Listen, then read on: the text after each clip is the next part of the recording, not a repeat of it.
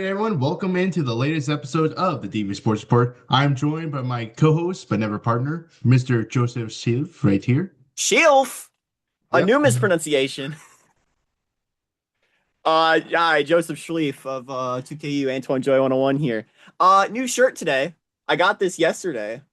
I'll talk about my escapades later. But Detroit basketball game 7, I think of the second round is coming up here.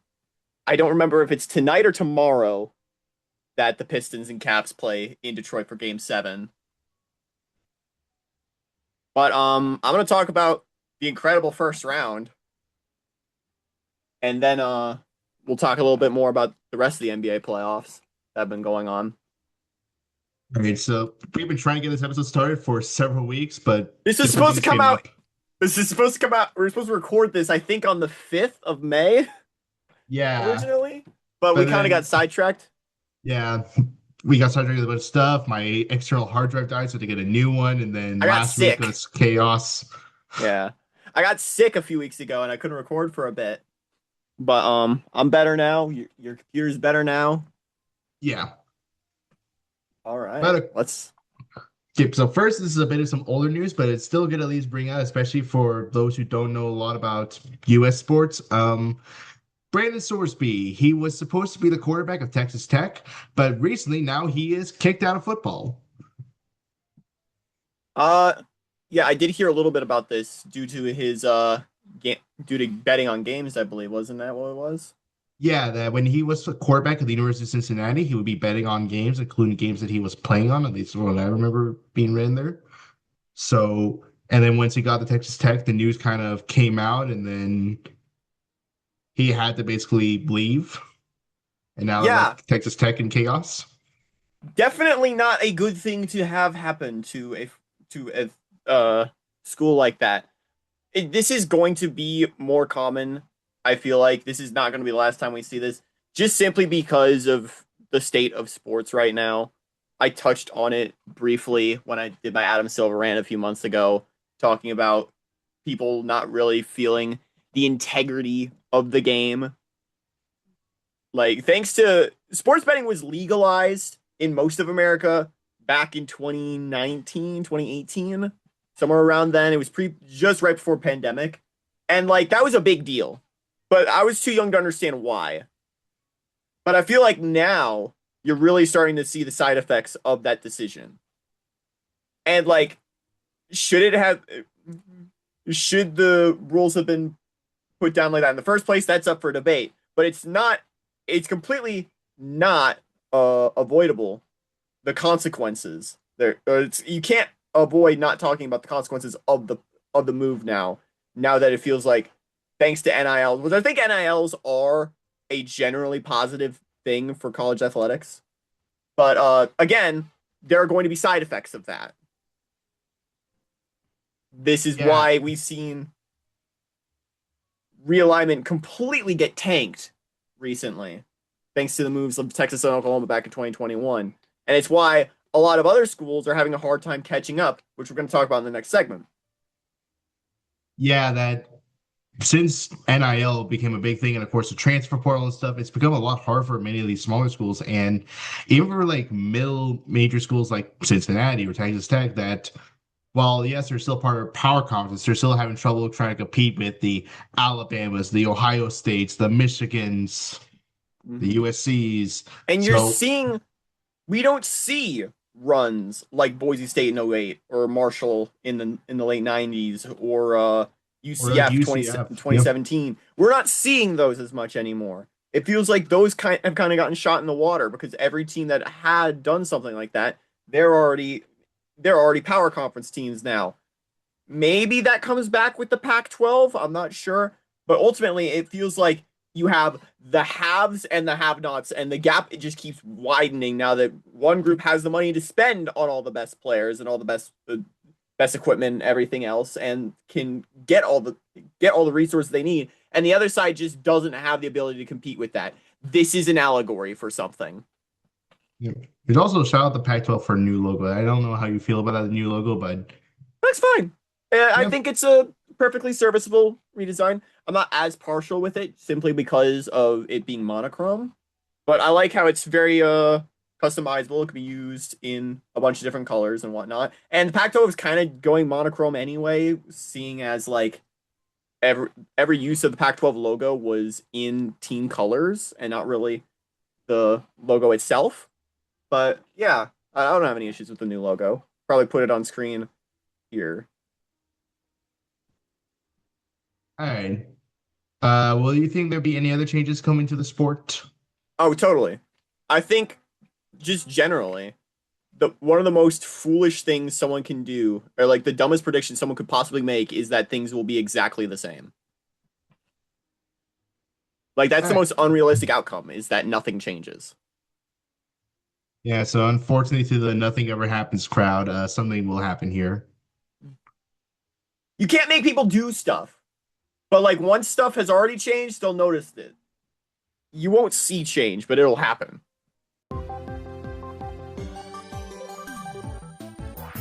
Hello, post-production Dale here. We got ourselves some breaking news. Texas Tech's former quarterback now, Sorsby, has taken the NCAA to court or in a lawsuit to try and find a way to get back into football. And the NCAA has taken up the challenge and a ballet back.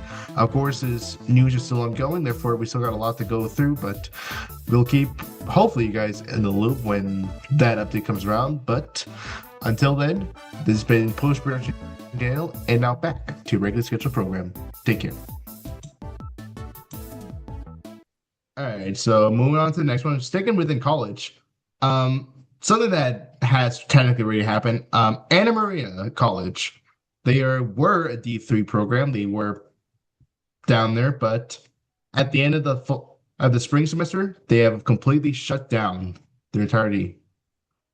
And that's just So another unfortunate side effect of this current era of like some schools just don't have the funding to keep going, either with athletic schools or altogether. I've been following D2 for as long as I have, and I've seen teams come and go. I've seen Concordia Portland or Holy Names or Notre Dame de Namur or BYU Hawaii. A bunch of schools like that have just either dropped athletics or dropped everything. If you remember that Birmingham Southern story a few years ago, Birmingham Southern was D1 20 years ago. They don't exist anymore. and You had now we're starting to see like schools like St. Francis, Pennsylvania, who reminded this was just in the March Madness tournament just this year, is now going to Division 3. Hartford went to the tournament not too long before they went down to D3. Which this And start like making me concerned. this is just what's gonna happen now. And like this sort of transcends sports in a way. When I said that this is an allegory, it very much is. The gap between those who can pay so much that they can afford pretty much anything without asking for it, and those who can't. Do you think there are going to be any other schools who, or at least any schools that come to your mind that might be in the threat of either going down or possibly shut down as well? I mean, the one everyone talks about is Chicago State, where their future is kind of in jeopardy right now. And it's unfortunate because a lot of schools I could think of that would be at risk would be uh PBIs or HBCUs like Chicago State or like some of the teams in the MEAC. Those might be schools that could potentially be at risk because they're not getting the funding that other schools are. They don't have the draw that other schools do. Yeah, I definitely do think Chicago State was one of the schools that instantly came to my mind as risk because they aren't a successful athletic programs. They've been getting smaller enrollments. And yes, they just added football. It's like their Hail Mary to try and get enrollment up. But like what the Luke said in his video talking about them versus UTRGV, Chicago State's just trying to use this as a way to save themselves, while UTRGV is just using it as a way to help continue their growth. Mm-hmm. It's a gamble, Chicago State's move, and I feel like they realize that this is a gamble. If it works, then they don't have to worry about anything. They're sticking around for the long run. If it doesn't, this could be disastrous for the school and for the community. And we've been getting more and more schools have been announcing they're going down. And while yes, we do get the occasional school to go up, like West Florida a few weeks ago, or North Dakota State and other ones, but still we're going to be getting a lot more that are going down than those are going up. Yeah, and like there was rumors that like the top what 50 schools were going to leave the NCAA and form their own conference, and or like a new division was going to form between the best of D1 and everyone else. Uh, that doesn't seem impossible.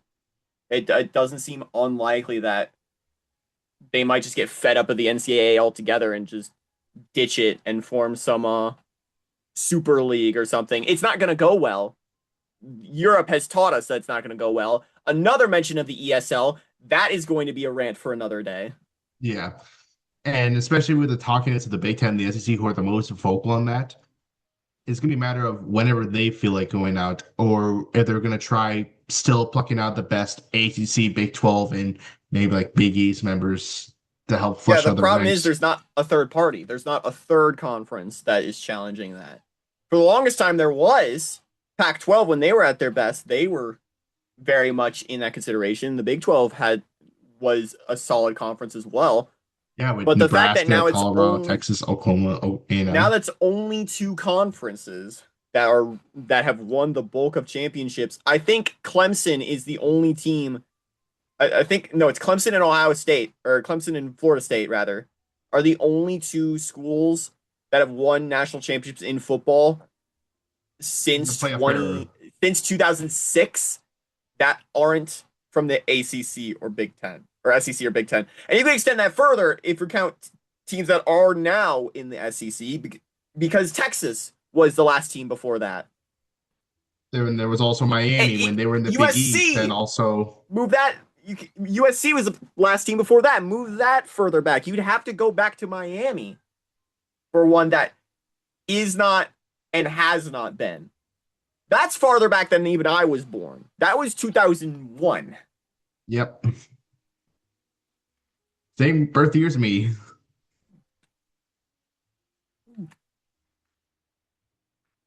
What's All next on right, the docket? next, AFCA. Now, there's this big board. I believe it's called the American Football Coaches Associations. I believe that's what the initials are. I'll put it right up here if I'm wrong or not. Are those the coaches that make up the coaches poll? I believe so, yes. That they had like an entire look at entirety of college athletics. It says so different stuff. But there were two things that came to mind. One has basically came into fruition. The other one is still in talks to become fruition. First, expand the NCAA March Madness tournament to 76 teams and to expand the college football playoff to 24 teams. I am opposed to both moves. What the Add the digital circus thing. What the are you thinking? like there's just No, like I a know certain exactly what point. the problem is. I know exactly what they're thinking. Yeah, cha-ching, cha-ching, cha-ching, cha-ching. Yeah, and the worst part is it's gonna work. There's not an alternative that people can tune into. It's not like you can watch another group of college sports. The NCAA for college sports is kind of a monopoly, much Yeah, like the NFL or the NBA, NHL. I guess less an extent the NHL, since there's a lot of international hockey, and it's a very much more an international league. MLB has been long criticized for being a near. I think for a little bit it was a protected monopoly.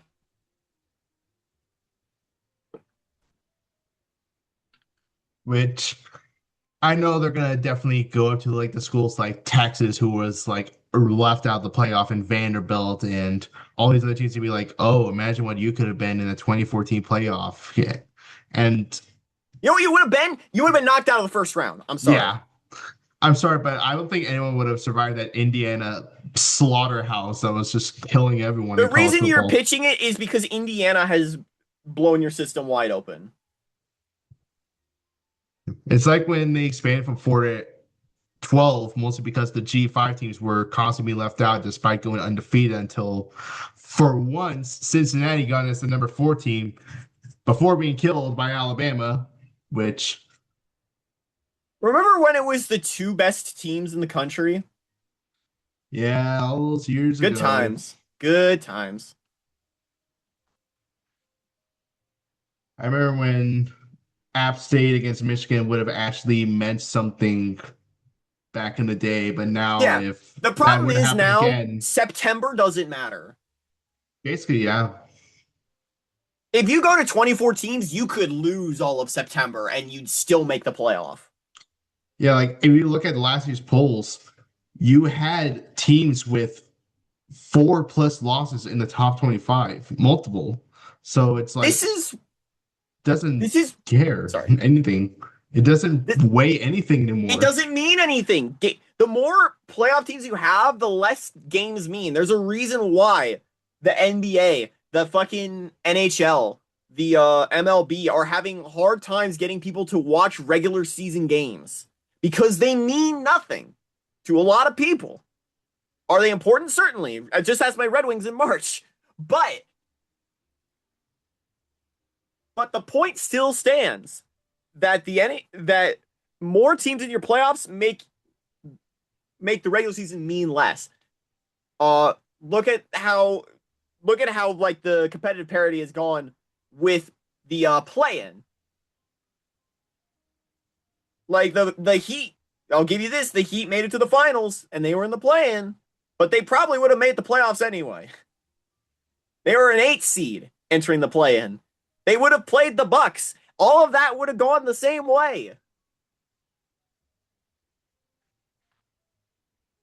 What are we The doing this for? To have a chance of the mid as fuck Atlanta Hawks making the playoffs? Come on.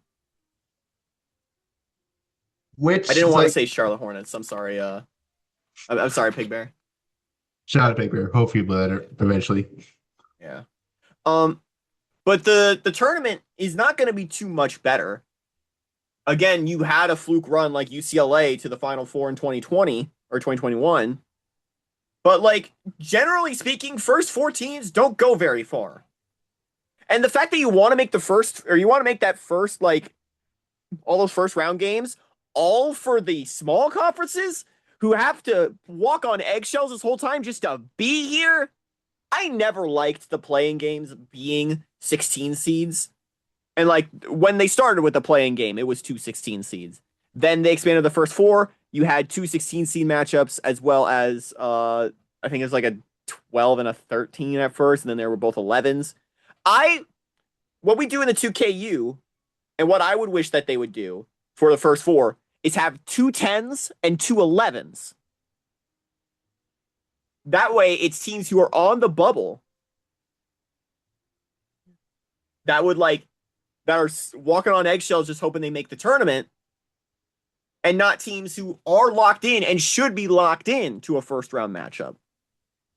Yeah, like remember when everyone was like thinking Miami of Ohio was not going to make it despite going undefeated in the regular season? It's like if these smaller conferences could do that, but if they could still do all that but still get threatened and not even be making it, I think it says a bigger concern about your own layout, your own Yeah. metrics on how you're grading these teams. Don't forget Auburn almost made the tournament. Yeah, I mean, granted, they did win the NIT. Congratulations to them, but you still only had like one game above 500. You were 19 and 18, if I remember correctly. Was that the number? I believe so. Hmm. It was something like that. That's not a tournament thing. And also, if you're going to 24 teams, assuming you just go by the top 25, because I would assume the best Power 5 team would be in the top 20, or best group of 5 team would be in the top 25, you're getting 9-3 teams in a playoff. You can lose 3 games and still win the national championship now. Yeah. Aside from this year, remember the first year of this 12-year playoff, the national champion lost to a 6-6 Michigan team, baby. Woo!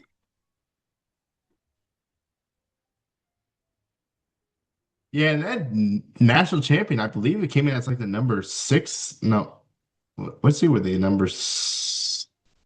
I think they were like 4 or something. Ohio State. No, they weren't number four because didn't get the first round bye. They hosted a first round match. Mm. There's That something like was maybe a 5. yeah, 76 or I think you shouldn't be in consideration for a national championship unless you win your fucking conference. Now, kind of basketball, that's a different thing. But yeah. like in football, if you don't win your conference, you're gone. unless it's like a super crazy fluke thing like 2011, like you're out. And even then, I think Oklahoma State should have gone in. Had Oklahoma State gotten in over Bama and it was LSU Oklahoma State, I think the BCS, I don't think the BCS would still be here. I think they would have probably switched over, but I think we would still have two teams in the championship game. It would have been at least a lot slower burn. That year killed the BCS, especially Yeah, considering that they had Oklahoma State and Stanford, who both had one losses, won their conferences. They eventually played against each other in the Fiesta Bowl, I believe, but were left out for Ala freaking Bama. yeah. I forgot about yeah, Stanford didn't play in their conference championship game because they got bounced by or they got edged out by technically by a USC team or no, Oregon. Oregon won their division, but they beat Stanford. But they got edged out. They're technically not the best team from California in the Pac-12 because that would have been USC, but they were on probation, so they were ineligible. So a 7-5 UCLA had to go to the conference championship game, What a the first crazy Pac-12 championship scenario. game. Oh man, man. I hope I still like college sports by August. I hope so too. I've thought about I have like stay at night thoughts, like stay up late at night thoughts about like, do you still want to do the 2KU? And I'm like, man, I hope I still do. Yeah. For Okay. your sake, more than anything, you've done a great job with it. Yeah, speaking of every schedule is already done. Yeah. Isn't that Make it. other top five you told me about? Oh yeah. Yeah, and also making an FCS schedule just in case. All right. What's our next All right. topic on the docket? Full draft. That was something big that happened a few weeks ago. The That draft. Yeah. of course, first round that there was something in the air that the stars were shining bright. Fernando was going to Vegas, turning from Oh the yeah. nice Catholic Christian boy to Raiders. Yeah, Raiders. Uh, I have a lot to rant about with Arizona. I'm gonna save that for later though. Um, I mean, I we can also think talk about this because one of the says here is like, who won, who lost. who won, who lost. Um, Going off the first round, I think the Cowboys got a steal in Caleb Downs. I think he's gonna be doing pretty well. Um, my Lions, we needed offensive line help. We got an offensive lineman. I'm satisfied. I am content with this draft. Uh, Mansour Delane falling to LSU was an interesting thing. Also, Arbel Reese falling to New York. I don't exactly understand why the Saints drafted over. Actually, I do understand because their receiving room was terrible. Uh, you could have. I feel like the Dolphins could have drafted anything, and that would have gone well. They went with the tackle Caden Proctor from Alabama. I'm sure he'll Yeah. have a good career. I am confused why the Vikings went with Caleb Banks. Not a bad player, but you had a lot more that you needed than an interior lineman. And I guess the Titans did all right. Again, another team that kind of could do with anything. If we're talking about losers, I don't know why the Rams decided to reach this hard for Ty Simpson. Like I feel like this might be something that we're all going to look back at and be like, "Oh man, we were all fools for thinking Ty Simpson wasn't going to pan out." But it screams like nepo pick. It screams like the owner had something to do with this, and or the management room had something to do with this. Because if you look at Sean McVay's interviews afterwards, he doesn't look very happy about it. I don't get it because Matthew Stafford won the MVP last year. Like he was great last year. I get it. He's getting a little long in the teeth. I don't know how many more years he has in him. I don't think you draft a project QB that you develop for a couple years behind your starter with the 13th overall pick, especially with the especially when someone like Makai Lemon was still on the board and Puka Nakua looks to be turning radioactive fast. Ultimately, not too much to say about anyone else except for the Cardinals, who I will talk about later. Let's see. I know like a player personally that, well, if this was a few weeks ago when we were supposed to record this, we've been sort of like an interesting discussion point. Diego Pavia, not drafted, He went undrafted, yeah. Remember which, Shador falling to the fifth round? Diego went a clean whiff. yeah, which I would have thought he would have at least been drafted like in a later round, mostly because at least the reports were coming out that he was treating like GMs and coaches and scouts like kind of shitty, kind of been like Sanders, This is but why character matters. This is why you got to make good first impressions. This is why you got to you got to do your best when you're talking to people who you're going to work for. yeah, so it's like that was like a big shocker thing. And I know like a few weeks ago, I would have said, like, I mean, hey, if he wanted to play football, wanted to truly press himself, hey, UFO, you got yourself a good quarterback that's just sitting right there without any Didn't he get signing picked up in free agency or didn't he get by the signed? Ravens. Yeah, Baltimore signed him. Yeah, and apparently he's wearing number 17, from what I understand. So it seems like 17. he made some way into it, Hmm. but I'm not sure like where he was staying, like in the charts of the Ravens quarterback room or. Yeah. But knowing him, he's going to probably fight his way into number one and complaining so much that he probably will get cut. And then we'll try to find somewhere else. Get ready to learn Louisville, bud. I used to like Diego Pavia. I used to like Yeah. him. Like when he was playing ball with New Mexico State in that Jerry Kill era, I liked him. Or in It the was first fun. or in the first year of Vanderbilt, where he came as a little surprise and had that Yeah. big shocker against Alabama, This is but then what afterward, SEC ball does to people. This is what being the SEC does to a motherfucker. It like corrupts your mind. yeah. So even though it just means more, it doesn't mean that much in the head. It means too much. Yeah. All right. Uh, next up, the NFL schedule. We don't actually care about the NFL schedule. It's a bunch of games against teams we already knew we were playing before. Who gives a shit? But what we do care about are the schedule reveal videos. Yeah. I have a whole tier list I want to talk about. I'll send it to Danny so Danny can upload the or can add this in post. But I'm gonna talk about like some of my favorites. Uh, or the highlights and lowlights of the week. Starting with my four favorite ones. Seattle's was a pretty normal, all right one, but it got my S tier just simply because it was the only one to make me laugh out loud at a joke that they have at the very end. And people who've watched it know what I'm talking about. Yeah. It's presented by Fuck You. I love that bit. The Titans kind of have low-key been knocking it out of the park with their ones. Last year's was really funny. This one was pretty funny too. They feel like catered to social media, but like not in a bad way. It seems like something people who actually watch social media would find funny. Uh, Dallas's one was pretty funny too. I like that one a lot. The one with all the Tylers, it's pretty good. And they just have like good banter with each other. I think in terms of production value as well as jokes and disses, like around the board, again, it's got to be the Chargers. Chargers had to have had the best one. Their Halo parody was great. There's a detail I don't know if many people notice, but like when they play the Rams, like they'll have the logo for every team under like the thing, like the Halo emblems or whatever. And they got the guy who does the Halo narration to do it. Week 9 or whatever versus the Rams. But instead of the Rams logo, it's the Colorado Avalanche because they're owned by the same guy. That was pretty good. Cleveland had a surprisingly good one, a little Street Fighter parody with Matt Pat of all people.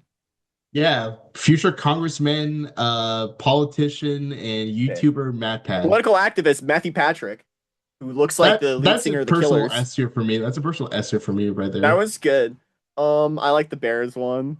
Apparently people don't like the Patriots one. I didn't mind it. That's fine. It was short, which is what helped. They didn't take too long. If it lingered too long, I wouldn't have liked it. Speaking of which, let's talk about ones I didn't like. I almost like Jacksonville's one. It's very snappy. You get the schedule pretty simply, and it has an effective, like, shocking gag of Trevor Lawrence having his hair cut.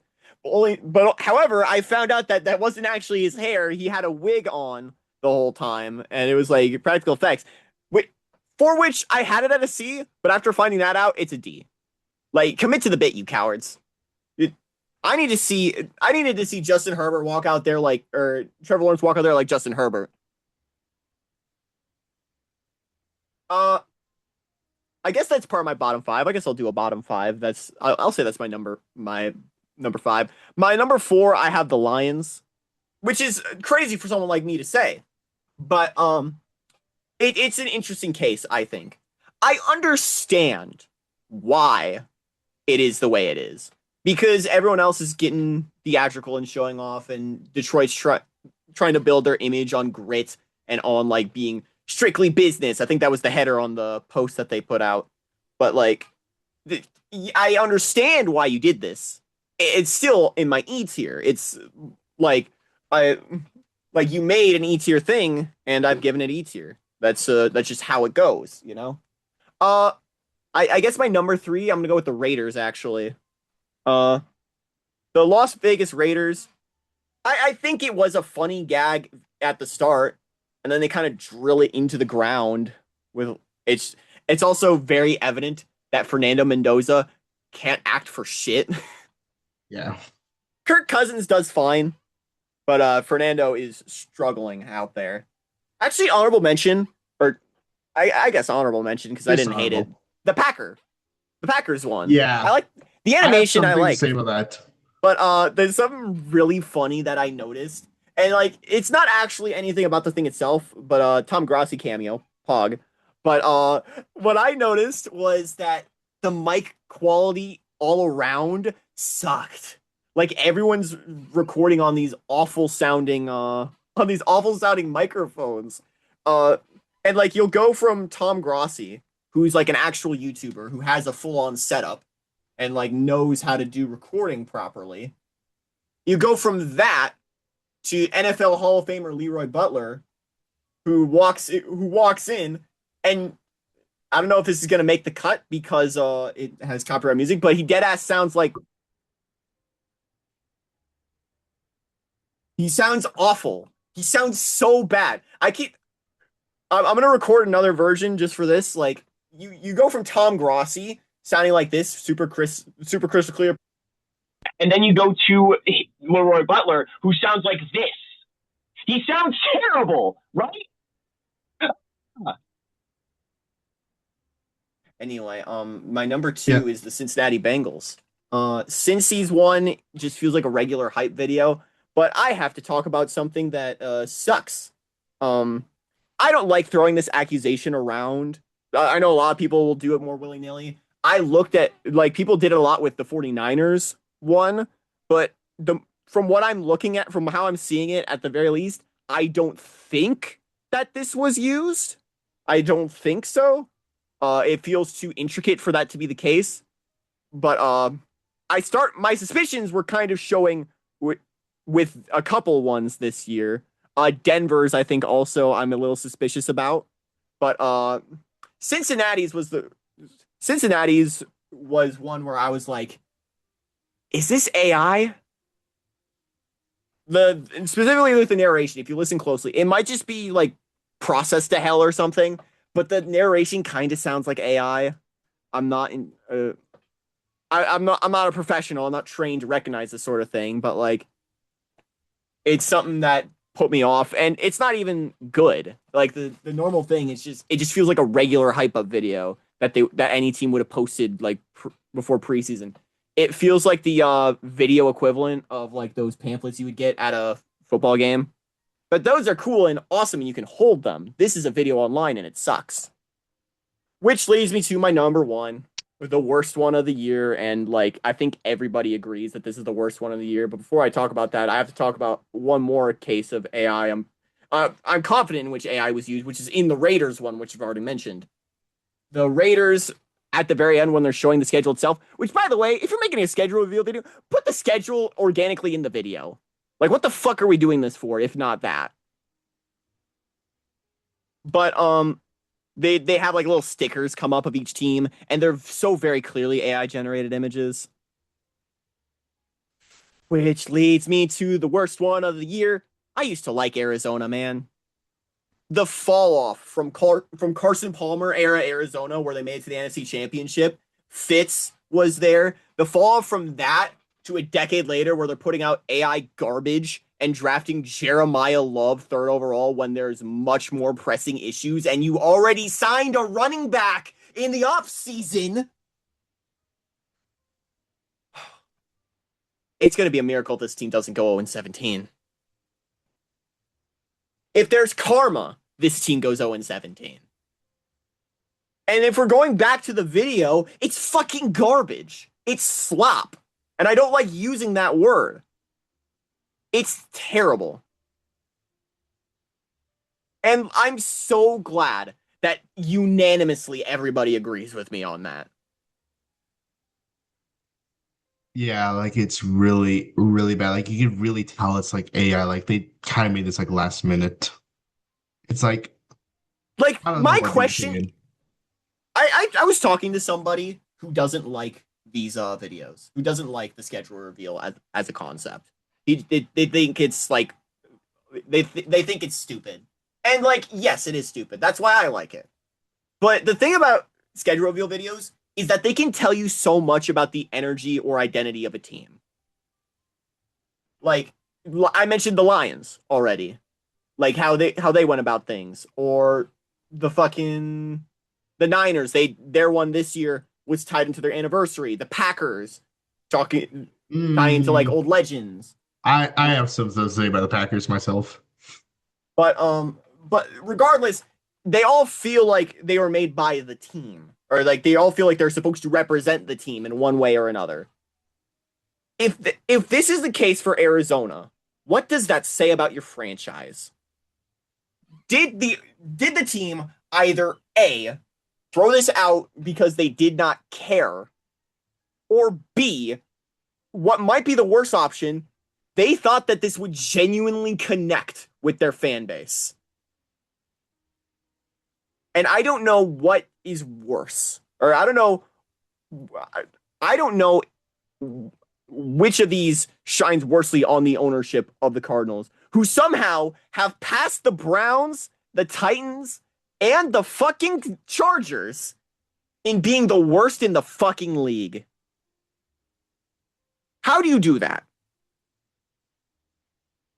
At least at least Jim Irsay had the excuse of fucking dying. Jesus. Sell the team, man. Yeah, And would I you definitely believe it? That's not my rant of the day. Yeah, definitely. I felt everyone is unanimously agreeing that that's the worst one. I and I have to agree that's the worst one. It's so bad. Like you could clearly see, like it No, feels like it's it's not that slop. it's not that you could clearly see it, because they're not trying to hide it. Yeah, They just made it that way. and there You were were a gonna lot say of about the good ones. Packers. Yeah, that I love the animation. I love how it's actual stop motion. I love how they actually do all this stuff. I love how it's like you can actually tell it was made by a human. It's a great animation, but a horrible sketch reveal. Yeah, again, like look at some of the best ones this year. The schedule reveal was the core of the video. Like Yep. you strip the theatrics back, the schedule's part of it. Look at the Panthers one where they're blowing up whatever team is coming up. Uh Look at the Rams where they'll put like a thing together for each team. Or Even like the the Broncos, Vikings. which I didn't like. Yep. Or like the Vikings where they made food based on all the teams they were playing against. Like that's something that you generally build in this. The Packers one, it just felt like that they just had this animation, had that laying around. They then got told the schedule was revealed, and for the final 7 seconds of the video, that's where they put the entire schedule. Yeah. It's like they could have released that any other day and it would have gotten any other traction. But just because this was technically the schedule reveal, then that kind of got it some more traction than what it was going to get usually. I think probably the reason that they did this was because that the it would have taken a lot longer being stop motion, which I guess makes sense. Whatever. Yeah. I still got to shout out once again best gag of the year, or best gag of the schedule release week. The Seahawks ending with Marshawn Lynch. Fuck you. That's so good. Let's see. Something else I kind of have written here because it's technically talked about just a few days before it gets released. The international slate. If you want to go, you want to just have like a small reaction to that. I want to say that the Lions schedule kind of fucking sucks. Like, god damn it, we had one of the hardest schedules last year, and you're fucking us over again. We got to play a game on Thanksgiving and a game in Munich with no bye there. Our bye is like week 5. What are we doing here? Also, some interesting matchups and interesting locations. Like, yeah, the Lions aren't very high on strength of schedule, but that's just looking at the teams. Look at where they're placed. Like that back half or that back like quarter of the schedule. Jesus. Yeah. Let's see. For the international games, our first one's in week 1, and it's in Melbourne. New place. Melbourne. Congratulations, Melbourne. You finally got yourself a game between the Rams and the 49ers. Oh yeah, we're going to Melbourne. It's been a while since college football went down to Australia. I think, or football in general went down to Australia. I think Yeah. It was like Melbourne, Hawaii against someone. Hawaii and Cal, I think, played in Melbourne back in like 2015. Which, by the way, for all my Americans, it's Melbourne. It's like how the UK city is Birmingham and not Birmingham. The second game is in week 3, which this game was usually in week 1 for the last few years, but now it's in week 3. Brazil. This one's in Rio. Rio. Ravens against Cowboys. Okay. Then we got 3 London games, week 4 through 6. First one in Tottenham. Glad to see them supporting a second division club. Glad to see that. Yo. Got him. Roasted. Yep. That one's between the Colts and the Commanders. Mm-hmm. And then the second game in Tottenham between the Eagles and the Jaguars. Yeah, give me the double support for second division. Let's go. The third one's also the Jaguars, right? Yeah, it's the Jaguars against the Texans in Wembley. Mm-hmm. Yeah. Let's see. Week 7, first game in Paris. Paris. Yep. The Saints against the Steelers. It makes sense for the Saints because, New Orleans, French colony, Napoleon. Mm-hmm. Week 9, Madrid. I was at the first game. I worked the game. I'm going to put that picture right here. Yeah, get the thumbnail up there from Tuki Weekly. Yep. This one's between the Bengals and the Falcons. Which is kind of interesting because I don't think either one of those teams are part of the Madrid market because like every single team is kind of like assigned their own international market, but I don't think either one of them is part of Madrid. I don't know how either team that we're going to get to the last game is tied to the Munich market. Yeah, the Lions, which it does kind of make sense because a big iconography of Germany is a lion and stuff like that. I guess. And then the Patriots. But I live in Detroit. Not a lot of German people around here. Yeah. A lot of Polish people around here. A lot of Arabic people around here. A lot of Chaldean. Dearborn is right there.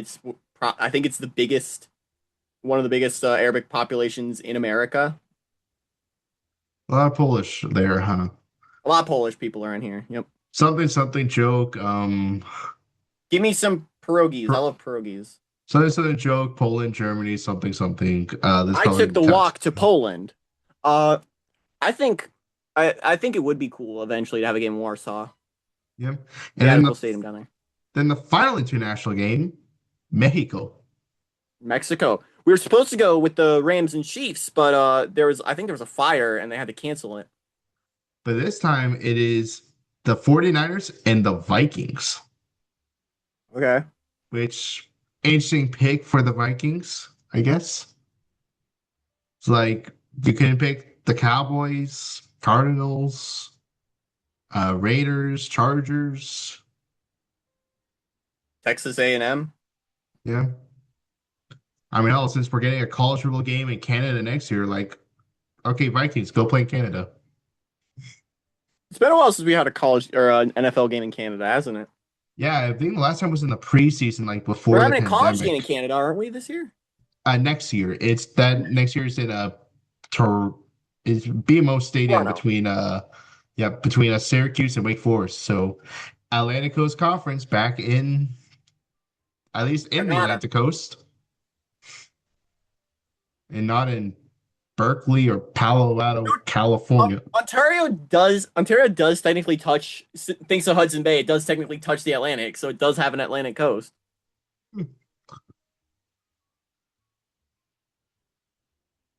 Let's see. Welcome France to the Pac-12. Yeah. Yeah. Welcome in Venezuela to the Big 12. France does have a Pacific coast thanks to Tahiti Yeah. Oh, yeah, and it does. French Polynesia. It's I think one of only two countries that's in all four time zones, technically. Hmm. Or all four hemispheres rather, technically. The other one is Kiribati. Did I know?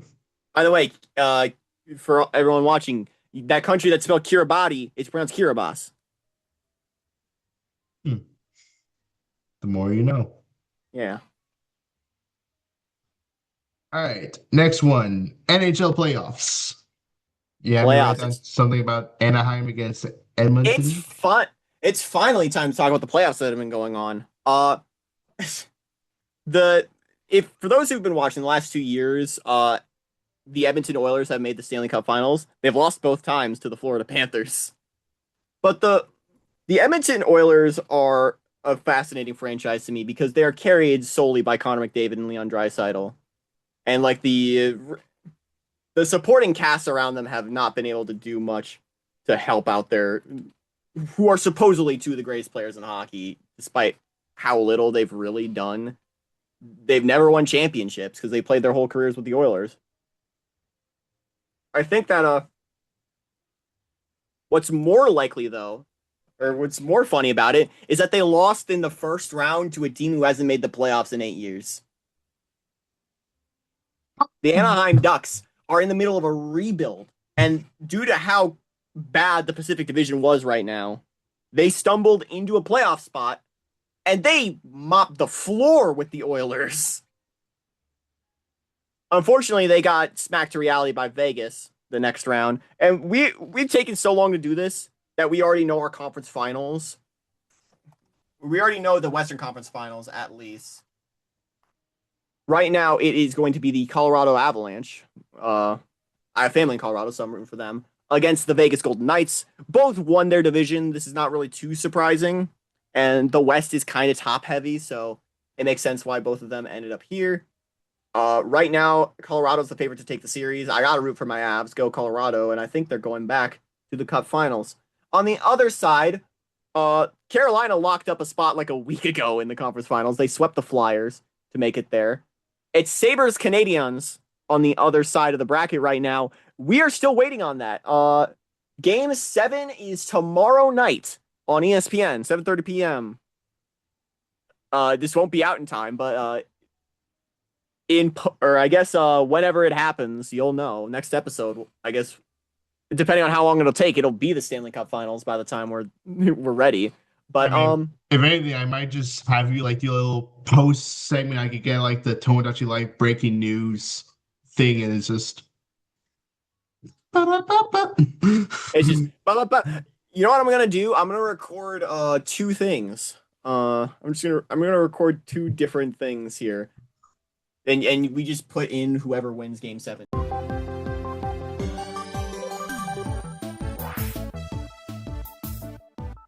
The Canadians won.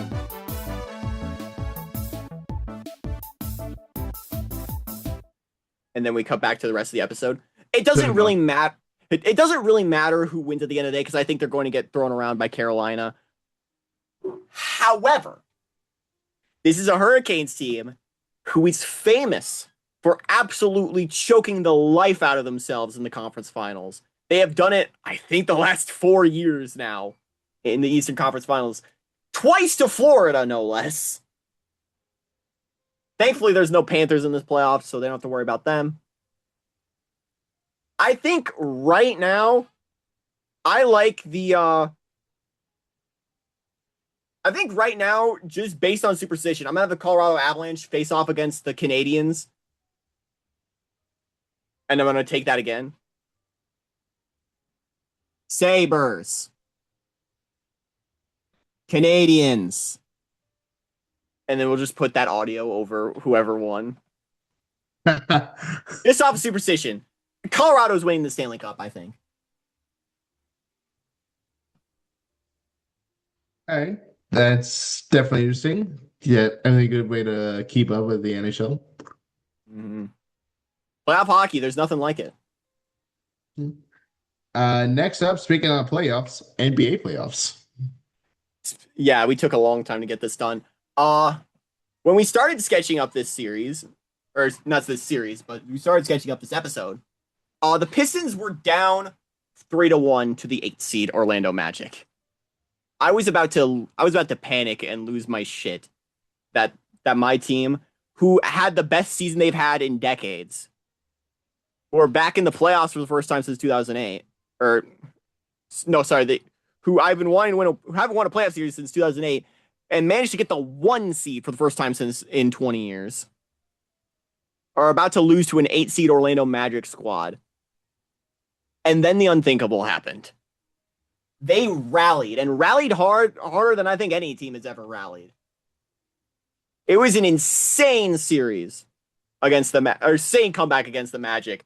Game 6, they were down by 24 in the 4th, and they went on a 33-5 run. They were on fire in Game 6. And Game 7, they knocked the lights out with the Magic. It was a super gratifying thing to have happen for a Michigan person. And, like, it's our first playoff series win since 2008, as I mentioned. And we locked ourselves into the next round against Cleveland. We have played interestingly against the Cavs. We won games 1 and 2. We lost games 3, 4, and 5. And then we won game 6 in Cleveland. The thing about this Cavs team is they play really well at home. And they were not notorious for being bad on the road. So that's why I was so worried about game 5. Losing game 5 was worrying to me. But I guess winning game 6 kind of neutralized that out, so I don't know what to feel. Now that game 7 is tonight. Tonight at 8 p.m. as of recording, May 17th. The winner of this game will take on the Knicks, who absolutely wiped the floor with the 7-seed 76ers. And I get to talk about the other funniest thing that happened in this playoffs. The Celtics, who were the 2 seed, they were up 3-1, and they blew it. They blew it. They blew a 3-1 lead to a 76ers team they've owned for years. It's so awesome and hilarious to watch that happen. The Sixers got absolutely curb stomped the next round. We'll talk. I could talk about the Western Conference, but honestly, it's not been nowhere near as interesting. The Western Conference Finals have been decided for a while. They start tomorrow. Thunder Spurs. Thunder are probably winning the title this year. They won it last year. They're taking on a Spurs team who took down the Trailblazers and Timberwolves. Now it's their first real test with Wemby under center against a Thunder team who has been notoriously good. I think they're at like 60-something wins this year. They swept the Suns. They swept LeBron and the Lakers to get to this point. I personally think the Thunder are winning this series in 6. They're going to the conference finals. And this is another case where I'm going to have to talk in post, or we would have to update this in post, but I don't think I'll need to. I think the Knicks are going to the NBA finals.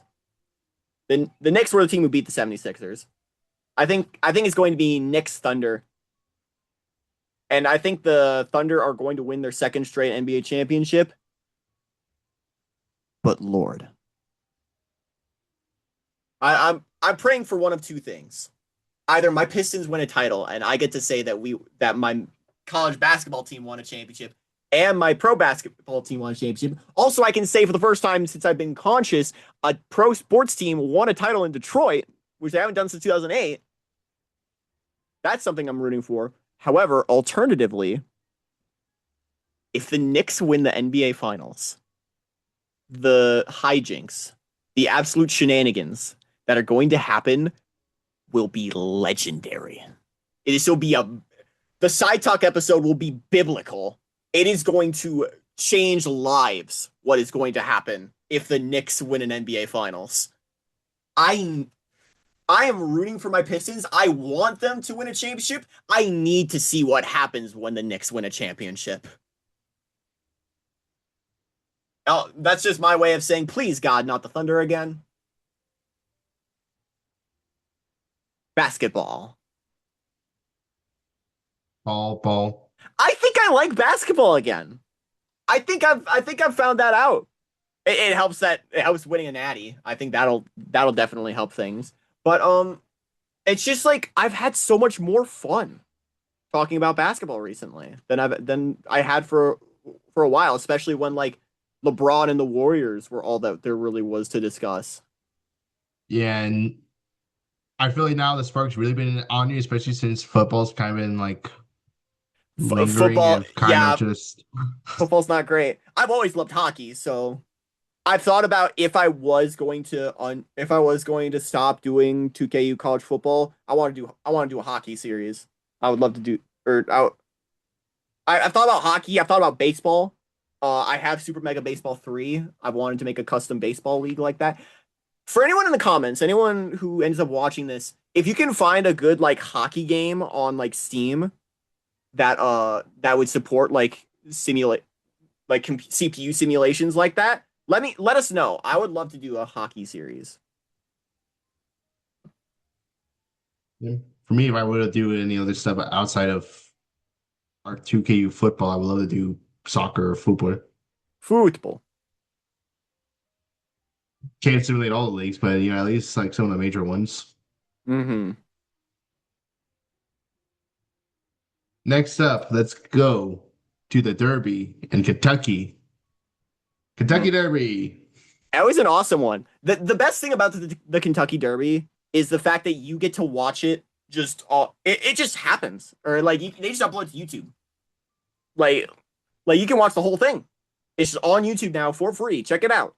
And like it's official, it's not piracy. So I watched it after it had happened because I was busy that day. I think I was out somewhere. I don't remember where, but I missed it. But I watched it on YouTube with some friends, and Golden Tempo was the winner, and like came from far back and won it right at the end. It was a very exciting race. Yeah, But great comeback race by Golden Tempo. yeah, very entertaining race. Check it out. Uh, but you know what? I'm taking control. Usually, Danny, you have the top five at this part of the episode. It's my What? top five today. Today we're What? going to be talking about the top five names in the Kentucky Derby. I want to get some honorable mentions real quick. We love the horse names, so that's why I'm doing this. Honorable mentions Down to going the out horses. going to the Puma and Right to Party, who were supposed to be in the race but ended up getting scratched, so they didn't actually race in it. But shout out to those. I'll start with number five. And this name is just makes me so happy. It's so happy. You gotta have a little bit of joy, a little bit of whimsy when you're making these names. You gotta also kind of make them sound a little bit like JoJo stands. I think that's the key to success, as demonstrated by my number four, Commandment. That's hard. That goes crazy. Number three, also very much a JoJo stand name, which by the way, Steel Ball Run, I think is about to come out. Yeah. But Six Speed. That's a great one. I love that one. At my number two, I have Golden Tempo, who won the race. Good job, Golden Tempo. You finished second, or you finished first in the race. However, you are going to get runner up here because second place is actually my number one on this list, Renegade. Ooh. Renegade is a hard name. So you're still. What was your number five? It was sillyism. My number five was So Happy. So happy. Okay. Mm-hmm. But you know what? I'm These so names happy. sounds good. For it sounds like perfect names for characters for the sponsor of the Kentucky Derby, Uma Musume.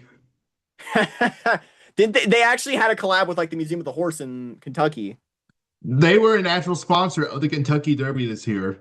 Hell yeah. So these names, come on, Uma Musume. I love gambling. Yeah. Yeah. It is hot in here. It's not because you were there. Yeah. I may as well close us out with a bit of a story. All right. I went my first for the first time I went down to Ann Arbor yesterday. I had to wake up at like 9 in the morning. I was operating on 2 hours of sleep because I don't know why, I just couldn't sleep that night. But I woke up, we went out to the Natural History Museum at U of M. I had a blast. There's a bunch of cool exhibits and whatnot. I saw some mastodons. I saw a fish. It was great. Um, we went around a bunch of shops. There's this really cool alleyway in Ann Arbor that's just a bunch of graffiti and whatnot. It's really cool. And there's like this covered market that we were going to. Uh, Actually, one thing I can do, I can show off one of the things I got. I don't have to go off screen for this. It's just over here. But I went to Empire Records in Ann Arbor, picked up some CDs. Cool. But we went to this covered market. There's a bunch of shit in it. But me and my entire family were blown away by this place called Fustini's in there on the second floor. We saw it was like craft oils and vinegars, and we were like, that's interesting. I don't know why you need a whole store for that. And we went to like the kitchen store right next to it. But then we looked inside and there was just lined wall to wall with like metal, not coolers, but like metal containers that you like had pour taps. It was a tasting thing. And we were like, we have to try this. So we go in, I try, and it's like all different types of like infused olive oils and balsamic vinegars. I go in, I try, it was orange or like citrus oregano. I try, take like one of those little paper cups, take a shot of it, and I nearly had a nosebleed. It was intense. It was an intense flavor. My jaw started hurting. I think I might have taken a bit too much, but like everything was like, poof. I was like, oh my God. I need to try more of these. We ended up buying 4 bottles from that store. We had there's this black garlic olive oil. This garlic olive oil is really good. I bought the fig balsamic vinegar. It's very mellow. But like our lives are different now. Now that we know that this is a thing that exists. Now that we know that like we didn't know that there was fucking craft balsamic vinegar or craft olive oil. I figured that there's craft olive oil because it seems so fucking bougie and whatnot. You could probably go crazy with that. But like this whole infusion balsamic vinegar thing was something we didn't know about. And like it's awesome. We checked that. We're definitely going back next time we go there. I think that chat, what's your favorite balsamic vinegar? Let us know in the comments. All 5 who know what balsamic vinegar is. Yeah. It's vinegar, I think, from wine. I think it's a type of wine vinegar. Yeah. But no, I had a great time. That's where I got this shirt. Or there was another store I got this shirt from in Ann Arbor. I got a bunch of cool photos. I'm gonna put one photo right here. Actually, I'll probably get a bunch of photos for Danny to put up while I'm talking about this. But yeah, we're definitely gonna go back. It was a great time. And yeah. Well, thanks for watching me talk about vinegar and also basketball. But yeah, that was very fun. A little fun fact you just learned. On this day 2 years ago, was the reveal of the College Football 25 trailer. How about that? So Changed our careers forever, already. really. Yeah. It was 27 already now. Please. That's been a minute. Maybe I will be back into the college football swing. I usually am in like July and August when it starts ramping up. I'm like, oh yeah, college football's back. Ooh, yeah, let's get back on that. And then I kind of peter out by November, December. Maybe a little bit more in December because of bowl season, but like I'm usually ready to be done by about New Year's. Yeah, we were done by the midpoint of the bowl season. We were done. We were kind of tuckered out, and hey, but now we can watch a bowl game in Puerto Rico now. Puerto Rico Bowl. Oh, that means I have to redo the bowl schedule. Damn it. Well, we'll see when that's done. Yeah. Hope you all enjoyed today's episode. Yeah. Yeah, this is definitely a fun one. Thank you so much, Joey, for coming on as Yeah. usual. Um, Anything else to shout out before we log out? Um. Uh. Not particularly. I made a random post about Game Oververse and the new glitch pilot, and it's become like my biggest, apparently my biggest post on Blue Sky. So I guess follow me on Blue Sky if you want funny shenanigans and nonsense like that. I believe it's still just Antoine Joy 101. Yeah, at Antoine Joy 101.bluesky.social or bsky.social. Sorry. I've I post occasionally. I guess I'm doing it more now. Shout out Game Oververse, great show. Hopefully you'll have a Game Force was sports game. fantastic. Hopefully you have a sports episode. That'd be pretty fun to see. A I sports game. need to see Kit Baldwin. Please, it can be anything. Football, soccer, basketball, anything. Yeah. An NBA Jam parody would be very funny. Yeah, y'all take care. We'll see you next episode. Hopefully it doesn't take us as long as this one did. Yeah, so have a good night, everyone. Stay safe, stay one, and so long. Take care, but not from the 2KU. Ka-chow.